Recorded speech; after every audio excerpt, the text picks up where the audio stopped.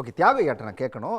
அதாவது நாகராஜ் பேசும்போது ஒரு விஷயத்தை தெளிவாக சொன்னார். இனிமேல் சேர்க்கை புதுசாக சேர்க்கிறது, விடுபட்டவங்களை சேர்க்கறது, என்ன நீங்கள் கணக்கு எடுத்துக்கிட்டாலுமே கூட கிட்டத்தட்ட நீக்கப்பட்டவர்களுடைய பட்டியல் அப்படின்னு சொல்லி ஃபைனலாக பார்த்தா 1 கோடி வரும் அப்படின்னு சொல்லி சொல்கிறாரு. இந்த 1 கோடி வந்துச்சு அப்படின்னு சொல்லி சொன்னால் அது அரசியலில் வரப்போகிற அந்த 2026 தேர்தலில் என்ன தாக்கத்தை உண்டாக்கும், அது யாருக்கு பாதகமாக போகும்? முதல் விஷயம், மக்கள் தொகை பெருகி இருக்கு, வாக்காளர் எண்ணிக்கையும் நிச்சயமாக பெருகி இருக்கணும். அப்படி இருந்தும் பழைய வாக்காளர் பட்டியலிருந்து 1 கோடி பேர் நீக்கப்படுகிற வாய்ப்பு இருக்குன்னு சொன்னால் இது சரியாக நடத்தப்படலைன்னு அர்த்தம்.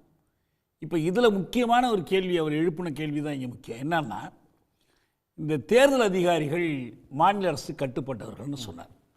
ஒரு சிலர் இருக்கலாம், ஒரு சிலர் இல்லாமல் இருக்கலாம், அது வேற விஷயம். ஆனால் சிஸ்டமேட்டிக்காகவே, ஒரு சிஸ்டமிக்காகவே இந்திய அரசுக்கு கட்டுப்பட்டவர்களாக தேர்தல் ஆணையம் மாற்றப்பட்டிருக்கு. இப்போ இங்கே இருக்கிற மாநில தேர்தல் அதிகாரி மாநில அரசில் என்ன பொறுப்பில் இருந்தார், நாளைக்கு என்ன பொறுப்பில் இருக்க போகிறார் என்பது ஒரு பக்கம். ஆனால் இவர்களுக்கு மேல், அதாவது மாநில தேர்தல் அதிகாரி மாநில முதல்வருக்கு கட்டுப்பட்டவர் அல்ல. சிஸ்டமிக்கா, சிஸ்டத்தின்படி அவர் தலைமை தேர்தல் ஆணையருக்கு தான் கட்டுப்பட்டவர். அவங்க கொடுக்குற உத்தரவை தான் இவங்க நிறைவேற்றுவாங்க. மாநில அரசு கட்டுப்பட்டவங்க அல்ல. தனிப்பட்ட முறையில் ஒருத்தர் சலுகை பண்ணுறது பண்ணலாங்கிறது எல்லா இடத்துலையும் நடக்கும். அப்படி பார்க்கும்போது தலைமை தேர்தல் ஆணையத்தை தேர்ந்தெடுக்கிற முறை, அவர்கள் தொடர்பாக உருவாக்கப்பட்டிருக்கிற விதிகள், இது என்ன செஞ்சிருக்கிறாங்கன்னு சொன்னால், 2023 இந்த தேர்ந்தெடுக்கிற குழு இருக்கு பாருங்க, அதில் தலைமை நீதிபதியை நீக்கிட்டாங்க. ராகுல் காந்தி நாடாளுமன்றத்தில் நேருக்கு நேர் மோடியையும் அமித்ஷாவையும் வைத்துக்கொண்டு கேட்குறாரு, இந்த கேள்விக்கு நீங்கள் பதில் சொல்லுங்க, உங்களுக்கு தலைமை நீதிபதி மீது நம்பிக்கை இல்லையான்னு கேட்குறாரு. அப்போ அவங்க ஆளுங்கட்சியிலேருந்து 2 பேர், எதிர்கட்சியிலேருந்து ஒருத்தர், இந்த 3 பேர் உட்கார்ந்துருப்பாங்க. அந்த 2 பேர் என்ன பேசி முடிவு பண்ணாலும் இந்த ஒருத்தரால் தடுக்க முடியாது. அப்போ இயல்பாகவே தலைமை தேர்தல் ஆணையரை தேர்ந்தெடுக்கிற முறையை தங்கள் கையில் வைத்து கொண்டாங்க. இதுக்கு முந்தி சிபிஐ தலைமை அதிகாரிக்கு எக்ஸ்டென்ஷன் கொடுக்குற பவரை யார் எடுத்துக்கிட்டாங்க? பிரதமர் எடுத்துக்கிட்டார். நேரடியாக அரசமைப்பு சட்ட நிறுவனங்களுக்கு தங்கள் செல்வாக்கை பயன்படுத்துவதற்கு சட்ட வழிவகைகள் செய்து கொள்றாங்க. அதான் நான் கேட்குறேன். ஒரு முதலமைச்சர் சலுகை காட்டலாம், நெருக்கடி கொடுக்கலாம், அது வேற விஷயம், அது சொந்த விஷயம். ஆனால் சட்டப்படி இதை ஏற்பாடு பண்ணிக்கிறோம். 2வது ஒன்று என்னன்னா, ஒரு நியர் இம்யூனிட்டி.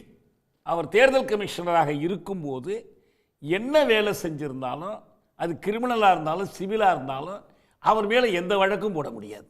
இந்த ஏற்பாட்டை பண்ணிக்கிட்டாங்க. அவர் 3வதாக ஒரு கேள்வி கேட்டுக்கிறார், ஏன் 45 நாளைக்குள்ள சிசிடிவி பதிவுகளை அழிக்கிறதுக்கு உத்தரவு போட்டீங்க, எதை மறைக்க விரும்புறீங்கன்னு. மொத்தத்தில் எனக்கு இந்த இவங்க தோழர்கள் சொன்ன மாதிரி இந்த தொகுதியில் இப்படி அந்த விவரம் என்கிட்ட இல்லை, அது தனியாக ஆய்வு செய்யலாம். மொத்தத்தில் இந்த எஸ்ஐஆர்ங்கிற இந்த எக்ஸசைஸ் முழுவதுமே ஓட்டு திருட்டினுடைய ஒரு பகுதி. நான் தமிழ்நாட்டில் மட்டும் சொல்லலை, இந்தியா பூரா அப்படிதான். ஓகே, பீகாராக இருந்தாலும் வேறு எந்த இடமா இருந்தாலும் அதான், மேற்கு வங்கமாக இருந்தாலும் அப்படி தான். இந்த பின்னணியில் அவங்கள பொறுத்த வரைக்கும் முறையாக நேர்மையான ஒரு தேர்தல் நடைபெறுவதற்கு அடிப்படையான வாக்காளர் பட்டியலில் கள்ளத்தனம் செய்கிறார்கள் என்பது தவிர வேறு சந்தேகமே இல்லை. ஏன்னா அவர் சொன்ன வாதத்திலேருந்தே நான் சொல்றேன், மாநில அரசு அதிகாரிகள் அவங்க தான் ஆணையர்.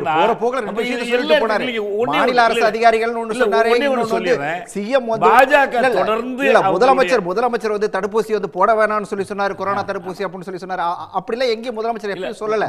முதலமைச்சர் இங்க பொதுவா பாஜக தொடர்ந்து செய்யக்கூடிய பரப்புரை என்னன்னா, எந்த சட்டத்தை எடுத்துக்கிட்டாலும், எந்த திருத்தத்தை கொண்டு வந்தாலும், எந்த விதியை எடுத்தாலும் மாநில அரசுகள் நம்பத்தகாதவை, மத்திய அரசு தான் நம்பத்தக்கது, அதுதான் ரொம்ப புனிதமானது, அதை பற்றி யாருமே கேள்வி கேட்கக்கூடாது என்ற ஒரு நிலைப்பாட்டை இதுலேயும் எடுக்கிறாங்க. தலைமை தேர்தல் ஆணையர் நேற்று என்னவாக இருந்தார், யார் கீழே வேலை செய்தார், என்ன வேலை செய்தார், யார் காலை பிடிச்சார், எல்லாம் தெரிஞ்சா. நான் தனிப்பட்ட முறையில் அவரை பற்றி பேசலை. ஆனால் சட்டப்படி என்ன பண்ணியிருக்காங்கன்னா, பிரதமருக்கு கட்டுப்பட்டவராக, உள்துறை அமைச்சருக்கு கட்டுப்பட்டவராக அவரை மாற்றி வைத்திருக்கிறார்கள்.